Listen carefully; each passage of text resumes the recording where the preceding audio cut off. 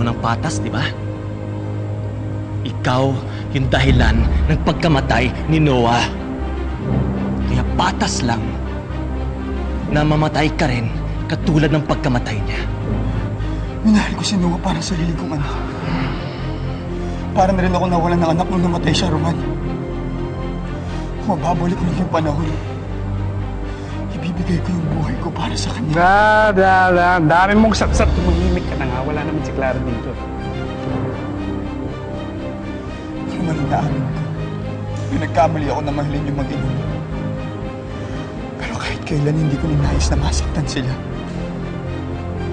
Ikaw lang naman yung nanakit sa kanila. Sinisisi mo ba ako? Sinisisi mo ba ako? Ha?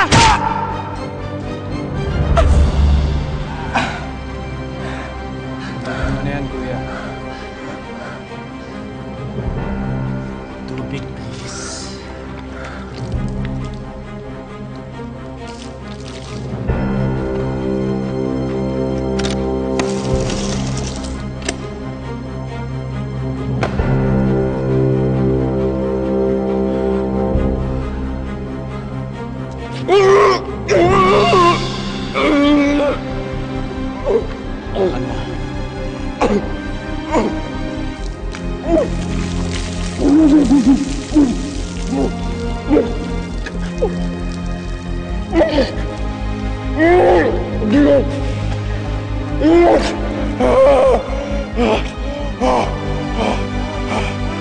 Ano? Isa pa? Pakiramdam, Jason. Ha? Pakiramdam ni Noah? Ano?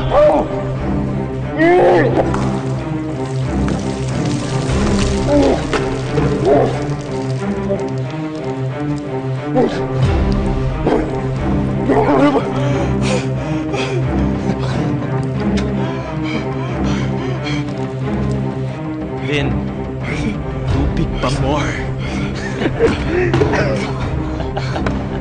More. Sige. Kung gusto mo, saktan ako na lang. Huwag na si Clara. Ayaw ko ganyan. At yung pamilya ko. Lahat nga kayo, di ba?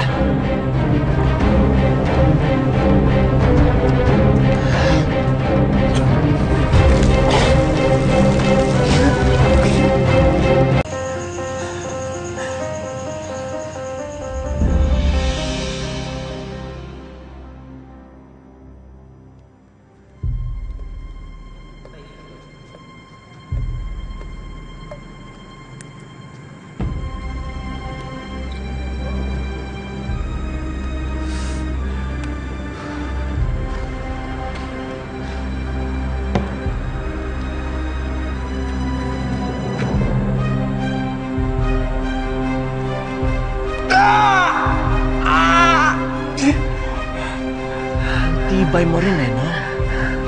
Si Clara kaya? Tatagal din kaya siya kapag ginawa ko to sa kanya?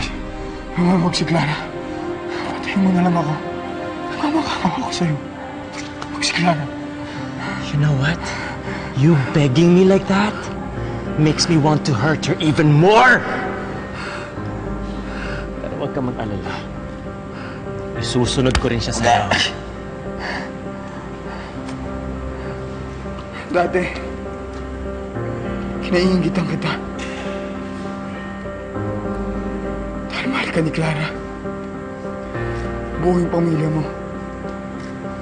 Lahat na sa'yo. Pero bakit mo binaliwala lahat ng iyon? Saktan mo pa rin si Clara. Babae ka pa rin. Bakit? Bakit?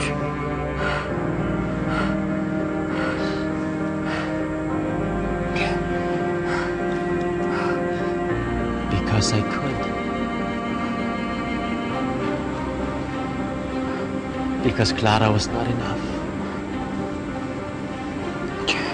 At bakit ako magsasettle sa isa kung pwede naman ako magkaroon ng isa pa?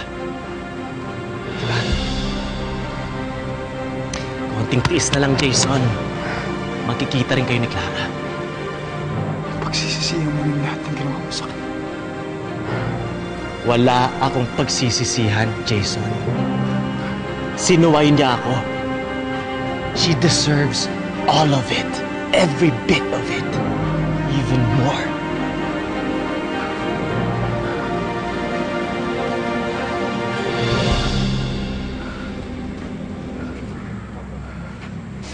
Kuya, bantay sarado si Clara.